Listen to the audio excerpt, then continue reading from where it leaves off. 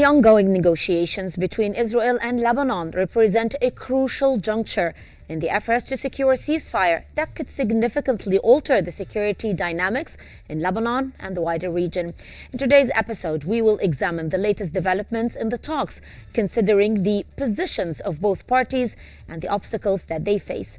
The involvement of the United States and France is crucial, as both countries play key roles in facilitating the discussions and also ensuring any agreement is upheld. We will also discuss the potential regional consequences of a ceasefire and the different scenarios that could arise depending on the outcome of these negotiations. Will these talks lead to a lasting peace, or will they spark further conflict? Welcome to In Depth.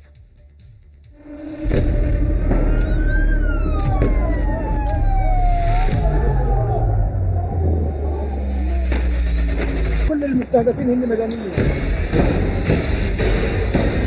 وضع شيء مرعب، شيء بخوف.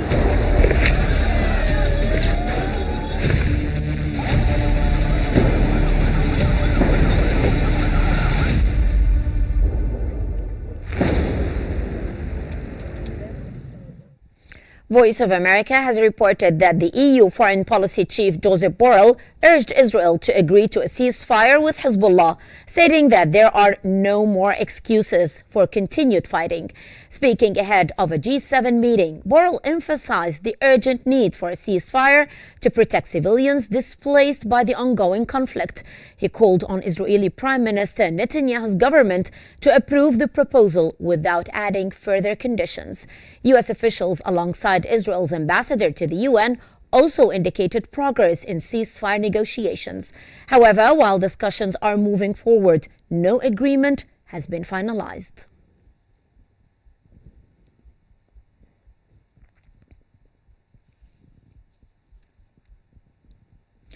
Axios has stated that Israel and Lebanon have agreed on the terms of ceasefire to end the Israel-Hezbollah conflict, with an announcement pending. The agreement, which includes a 60-day transition period, will see Israeli troops withdraw from southern Lebanon, the Lebanese army deploy near the border, and Hezbollah relocate heavy weapons. A U.S.-led oversight committee will monitor the deal's implementation. The Israeli Security Cabinet is expected to approve the deal. The conflict, which began in October 2023, has resulted in over 3,500 Lebanese casualties and significant destruction.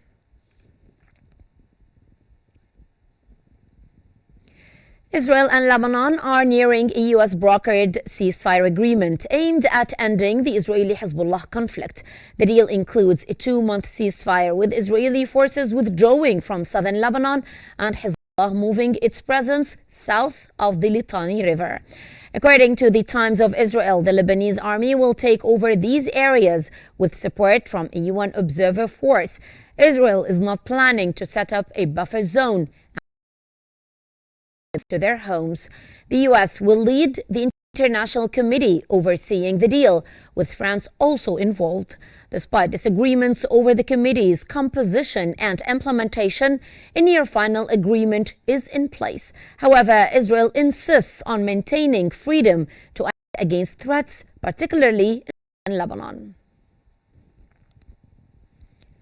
Negotiations between Israel and Hezbollah are reportedly advancing towards a ceasefire agreement, with both parties nearing consensus on key terms. Contentious matters persist. Prime Minister Netanyahu has tentatively endorsed the truce, pending further discussions to address critical issues. The proposed truce would allow for a withdrawal of forces and for the humanitarian crisis in Lebanon to be addressed.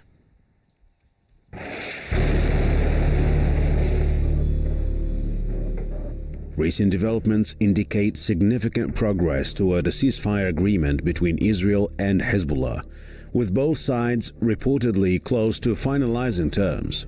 An Israeli official stated that substantial progress has been made, though some contentious issues remain unresolved. Israeli Prime Minister Benjamin Netanyahu has given preliminary approval for the ceasefire, contingent upon further negotiations to address outstanding concerns, including provisions for disarming Hezbollah and preventing its rearmament. The urgency of a ceasefire is underscored by the humanitarian crisis caused by ongoing hostilities, which have resulted in over 3,000 since mid-September. The proposed agreement includes 60-day truce, during which both Hezbollah and Israeli forces would withdraw from southern Lebanon, allowing the Lebanese army to assume control of the area. The United States and France are playing pivotal roles in facilitating these negotiations. U.S. envoys Amos Hochstein and Brett McGurk are actively engaged in talks to secure a comprehensive ceasefire, while French officials have acknowledged the progress made. Both countries are expected to provide guarantees of ceasefire. The implications of a ceasefire extend beyond immediate military concerns. A stable agreement could alleviate the humanitarian crisis in Lebanon, where approximately 560,000 civilians have been displaced, according to UNHCR estimates, due to the conflict since late September. Conversely, failure to reach an accord could escalate tensions, potentially leading to broader regional instability. As both parties navigate these complex negotiations, the outcome remains uncertain, depending on their ability to reconcile divergent interests from global powers. For more analysis, we are joined by Mrs. Najat Saliba, a Lebanese parliament member from Beirut, and we are also joined by Brigadier strategic military expert from Beirut. Welcome both of you, and I want to start with Mrs. Saliba. What are the key factors, in your own opinion, that have led to the recent progress in ceasefire negotiations between Israel and Hezbollah? Good evening to you and to your viewers. Thank you for inviting me. There are several factors. The first and most important one is that Israel was able to push through the southern Lebanon border, and perhaps this will satisfy their goals, although their goals was not clear from the beginning.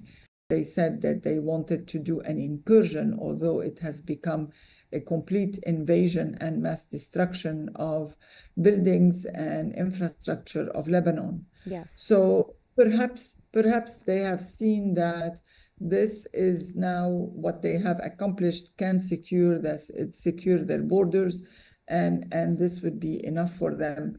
However, I want to say that there are some articles or some points that they have enforced, or they have insisted on having, mainly the freedom to invade Lebanon at any moment if they feel that their security is threatened. This remains a very, very important point to continue to be discussed, and definitely this is something that has to be discussed also among all Lebanese parties, because this touches on the sovereignty of the country. The second point that is also very important is the return of all people who left their homes forcefully to go back to their homes and be able to live in dignity and peacefully.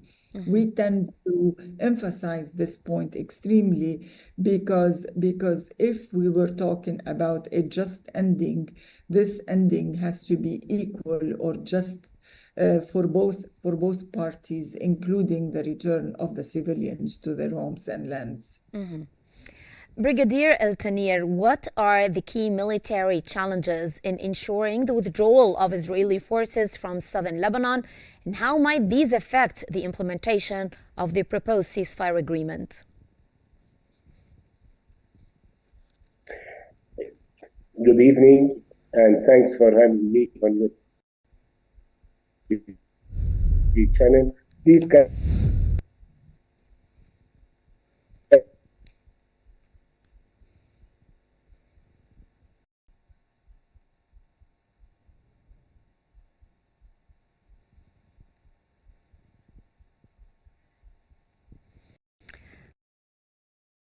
Interrupting with you, Mr. Tanir, so I will go back to you, Mrs. Saliba. Now, you were talking about a very important point, which is the return of the to their homeland. Are these areas totally destructed? Have been they totally wiped out of the map, or are there areas that the civilians could actually return to?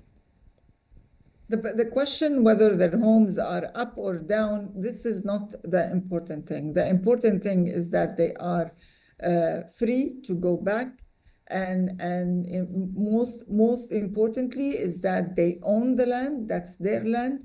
They are free to decide on how to live in this land and how to cultivate the agricultural field and live there with high dignity. This is the most important thing. The land is ours, and the land is for the people who own it, and we want those people to be able to go back and reconstruct, perhaps rebuild what they have lost, but most importantly is to go back and cultivate their lands and live off of their lands.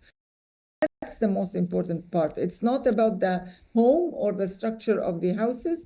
It is more about the ownership of this land and the right for them to occupy or to go back and live on this land. Okay, so what implications could arise if the ceasefire negotiations fail, especially regarding the potential escalations in violence or broader regional conflicts? Well, apparently it seems like before we went into the studio, they have announced that the ceasefire is going to be announced at 10 p.m. tonight. And it's going to be effective as of tomorrow morning. We hope between now and then that hell does not break loose on our heads, because this is what happened like an hour ago when they decided to bomb a whole neighborhood in 2 minutes. And at the same time, they have struck a very, very densely populated area with no prior alarm. And this has led to many deaths. And also, we learned that there has been a huge bombing on the Rashidi camp, the Palestinian camp, and this is going to lead or have led to many casualties. So we hope that by the time they announce the ceasefire, like they said, at 10 p.m. tonight, and by the time it takes into effect, they restrain from continuing the mass destruction and the mass killing that they have done for the past 2 months. So, Netanyahu is really a criminal that have caused too many atrocities and too many they have killed too many innocent civilians everywhere here in Lebanon and in Gaza. And we do hope that this massacre stops as soon as possible.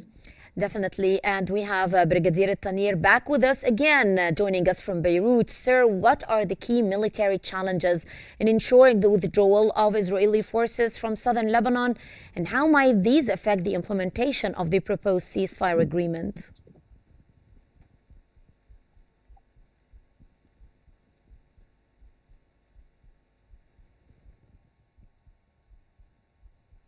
Oh, I have a problem with how it's done. Sir, can you hear me? Mr. Tanir, can you hear me?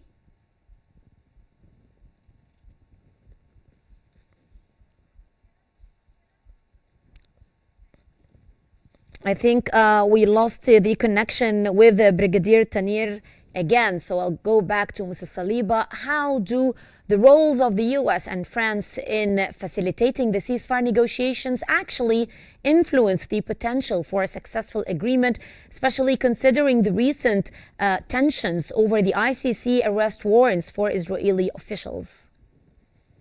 Well, thank you for this question, and we don't know whether, and we don't want to put any doubt in the transparent process of the ICC, but apparently the United States was able to convince the Israeli government to include France in the role of observant over the implementation of the UN resolution and the ceasefire deal.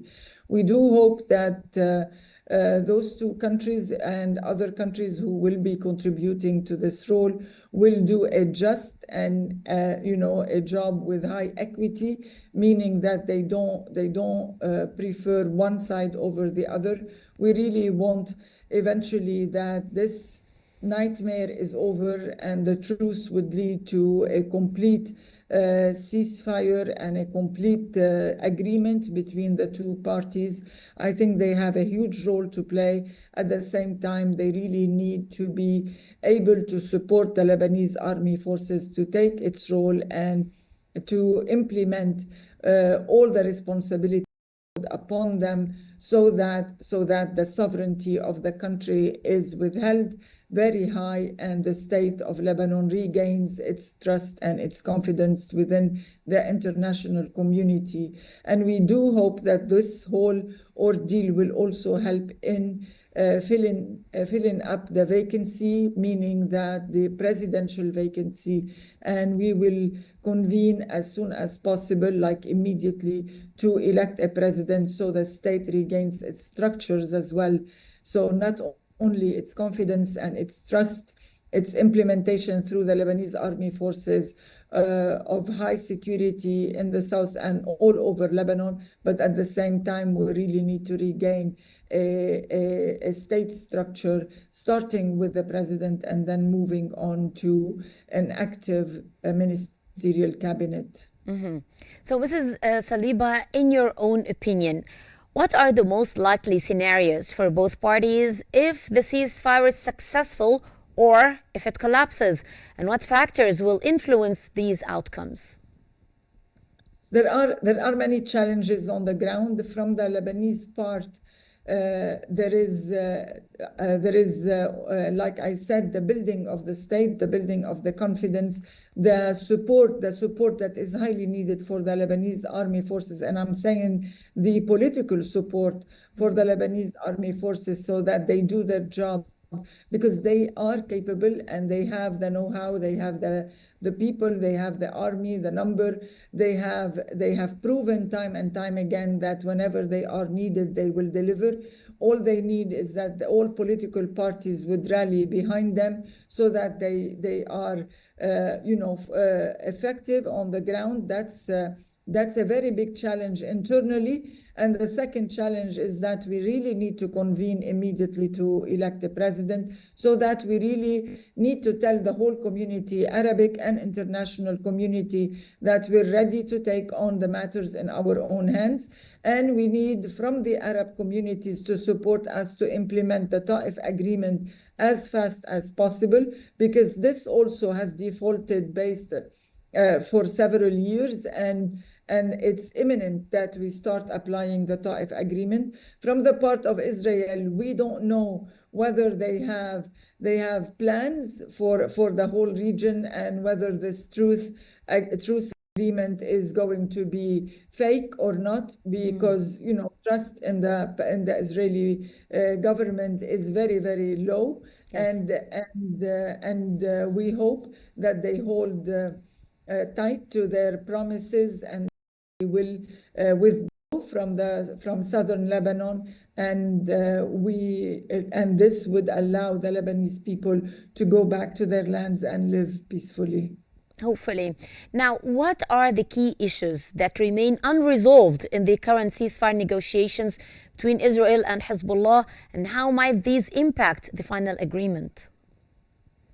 I don't think there are issues between Israel and Hezbollah, because Hezbollah has promised through the Speaker of who was that they will withdraw behind the Litani. The main problem is what's going to happen north of Litani, not south of Litani.